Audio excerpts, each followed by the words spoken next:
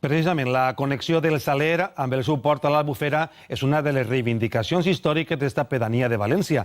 Denuncien que la CV500 suposa un perill per als veïns que podria evitar-se amb la construcció d'una rotonda. Des que en 1974 es va construir la CV500 per l'augment de vivendes a la Devesa, el Saler va quedar separat del seu port a l'Albufera. Aquesta problemàtica s'ha quedat com una llaga per a este poble, perquè ens separaren de lo que és la nostra cultura, com ja ho he dit antes, la nostra identitat, a banda de la perillositat que comporta el soroll, que és insoportable. Evitar aquesta situació abans que acabi la legislatura és el que s'han proposat les associacions d'esta pedania de València.